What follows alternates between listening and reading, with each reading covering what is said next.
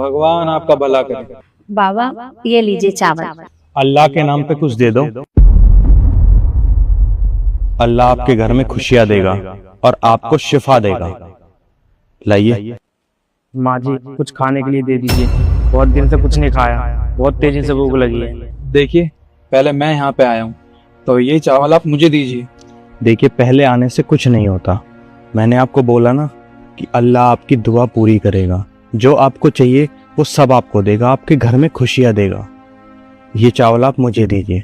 माँ जी ये चावल आप मेरे को दे दीजिए, भगवान आपको खुश रखेगा।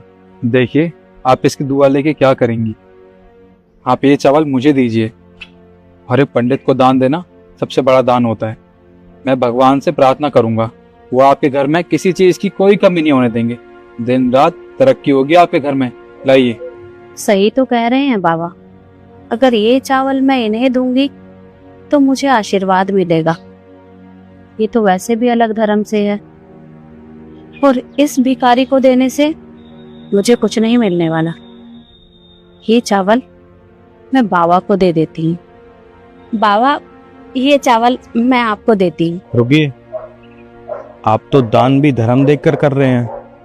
मैंने आपको बोला ना कि आप मुझे दान दीजिए, अल्लाह आपकी सब दुआ सुनेगा और आपके घर में खुशियां देगा। आप एक काम कीजिए, आप ये चावल आधे मुझे दे दीजिए और आधे इन्हें दे दीजिए। ये तो और भी अच्छी बात है। अगर ये चावल मैं आप दोनों को दूंगी तो इन्हें देने से मुझे आशीर्वाद मिलेगा और आपको देने से मुझे दान मिलेगा। तो मैं दोनों को आधा आधा दे देती हूँ। ये लीजिए। माँ जी आधा तो मुझे भी दे दीजिए, भगवान आपको खुश रखेगा। तुझ भिखारी को देने से मुझे कुछ नहीं मिलने वाला और तुझे देने से मेरा क्या फायदा। एक काम कर, कहीं और जाकर मांग, जा यहाँ से। ये लीजिए बाबा।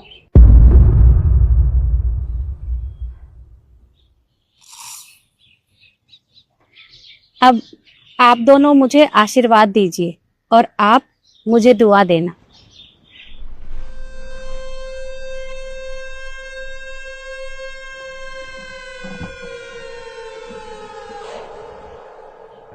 ये क्या किया आप दोनों ने?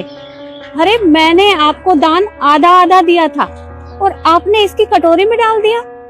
देखिए किसी बाबा या किसी फकीर को दान देने से कुछ नहीं होता।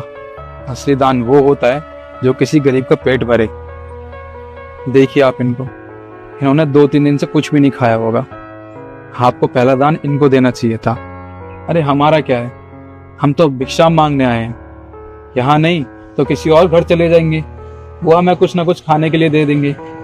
पर इनको कौन खाने के लिए देगा। अरे लोग इनको धुतकार देते हैं, इनकी तरफ देखना भी पसंद नहीं करते। इसलिए हमने ये सब किया था ताकि आपको सिखा सकें कि असली दान होता क्या है। इन्होंने बिल्कुल सही कहा, हमें तो कोई ना कोई दान दे देगा और आप तो दान भी लालच देखकर कर रहे हो, हमारा धर्म देखकर हमें दान दे रहे हो।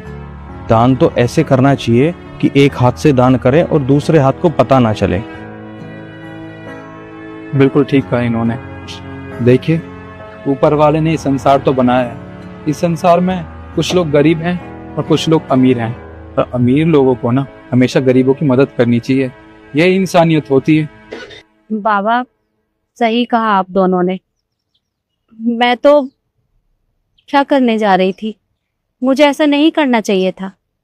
आपने जो भी मुझे समझाया मुझे अच्छे से समझ आ गया और मैं आगे से हर जरूरतमंद की मदद करूंगी।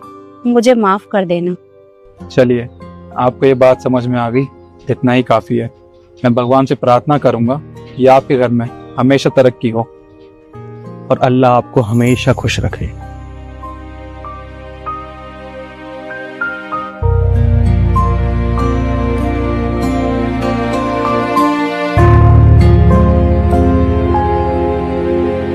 देखो मुझे नहीं पता, अगर मेरे पापा की जमीन का बंटवारा हो रहा है तो उसमें हिस्सा मुझे भी चाहिए। आखिरकार मैं भी उस घर की बेटी हूँ।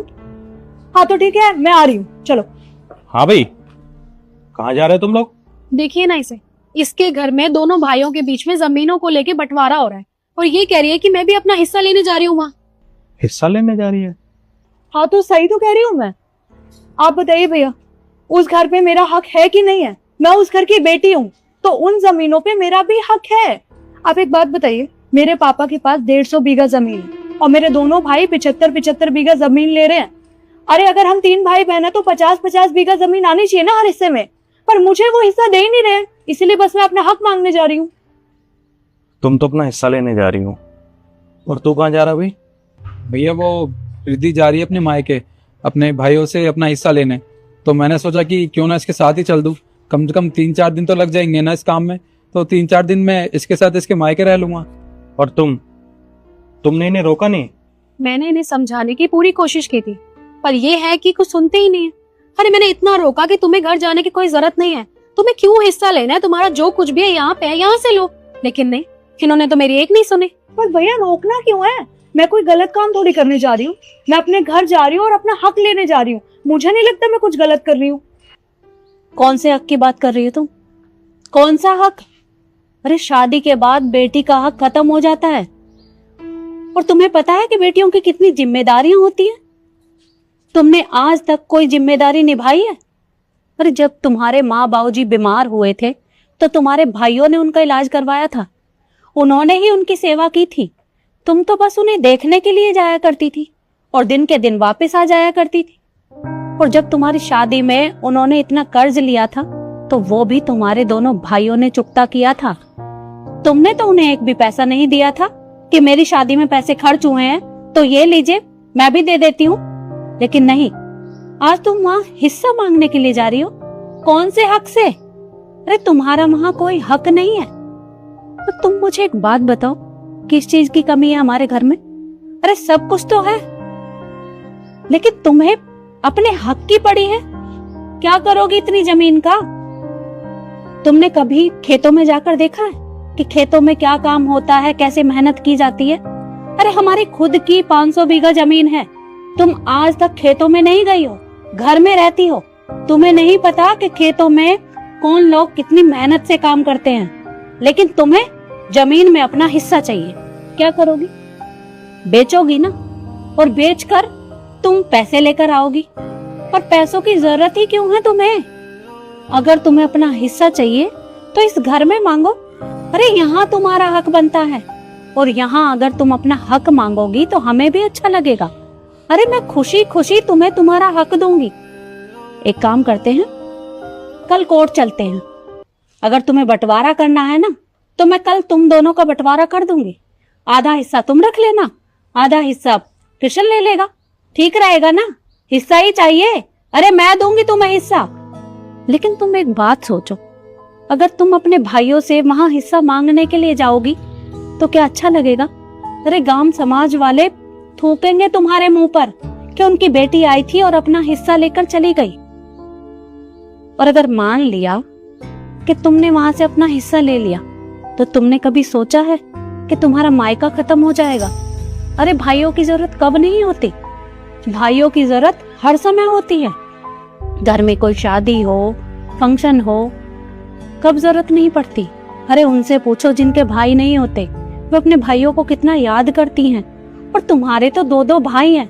अगर तुम उनसे अपना हिस्सा मांग लोगी तो मायका खत्म हो जाएगा। अरे कभी मायके नहीं जा पाओगी। और तुमने कभी सोचा है, अगर मेरी बेटी तुमसे अपना हक मांग ले तो क्या तुम्हें बुरा नहीं लगेगा?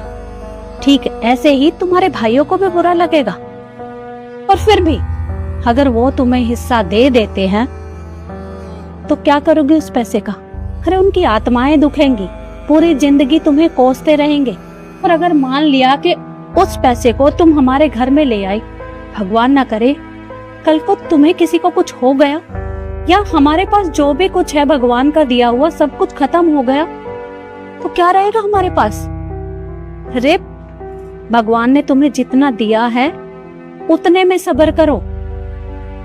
देखो, जो हिस्सा तुम्हारे भाइयों का है उन्हें उनके पास रहने दो। अरे तुम्हें तो उल्टा उन्हें समझाना चाहिए कि ऐसे आपस में लड़ना नहीं चाहिए। कल को अगर ये दोनों भाई आपस में हिस्से को लेकर लड़ाई झगड़ा करने लगे तो हमारे घर में भी सुख शांति नहीं रहेगी। देखो, मेरा काम है तुम्हें समझाने का। तुम समझो ना समझो मुझे नहीं पता, और ईशु, तुम घर की बड़ी बहू हो। अरे ये छोटी है तुमसे, तुम्हें इसे समझाना चाहिए था, तुम्हें इसे रोकना चाहिए था। और अगर ये नहीं मान रही थी तो हम दोनों को बताना चाहिए था। अगर हम समय से नहीं आते और ये दोनों वहां चले जाते तो हमारी भी कितनी थू-थू होती। मम्मी जी, मैं बता तो रही हूँ, मैंने अपनी पूरी कोशिश की थी कि मैं रिद्धि को समझा सकूं, लेकिन रिद्धि तो छोड़ो, मेरी तो इन दोनों में से एक ने भी नहीं सुनी। आप ही बताओ ना मैं क्या करती। और तू भी इसके गलत में इसका साथ देने चला था। तुझे तो इसे रोकना चाहिए था, और तू खुद बैग लेकर तैयार हो गया इसके साथ जाने के लिए। किस चीज की कमी है तेरे पास? क्या मैंने कभी तेरे ऊपर कोई रोक टोक की है? क्या नहीं दिया तुझे? हिस्सा चाहिए तो ठीक है किशन, एक काम कर, इसे इसका हिस्सा दे। अगर इसे हिस्से की ही जरूरत है तो मैं दूंगी ना, वहां जाने की क्या जरूरत थी? अरे क्या मैंने तुम्हें यही परवरिश दी है कि तुम ऐसा काम करो? माँ देखिए, हम दोनों से गलती हो गई। आप जो समझाना चाह रही हैं वो मैं तो समझ गया हूँ। रिद्धि देखो, माँ बिल्कुल ठीक कह रही हैं, हमें ऐसा नहीं करना चाहिए था। अरे वो तुम्हारे भाई हैं, भाइयों से तुम हिस्सा मांगोगी, ऐसा अच्छा नहीं लगता है। मम्मी जी, मुझे माफ कर दीजिए, मुझसे गलती हो गई। पता नहीं मेरे मन में इतना लालच कब आ गया।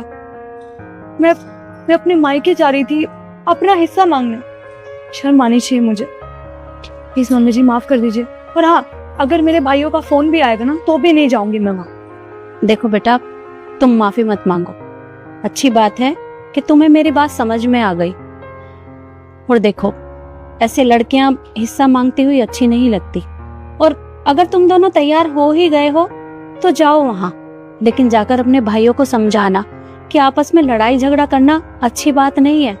और अगर हमारी जरूरत हो तो हम भी तुम्हारे साथ चलेंगे। जी मम्मी जी, मैं वहां जाऊंगी, पर हिस्सा मांगने नहीं, अपने भाइयों को समझाने। और अगर जरूरत पड़ेगी तो मैं आप दोनों को बता दूंगी। ठीक है बेटा, पर ध्यान से जाना। जी मम्मी जी, चले।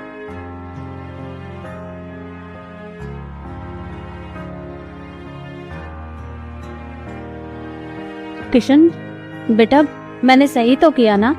हाँ माँ, आपने बिल्कुल सही किया है। आप चिंता मत कीजिए और अंदर चलिए। चलो।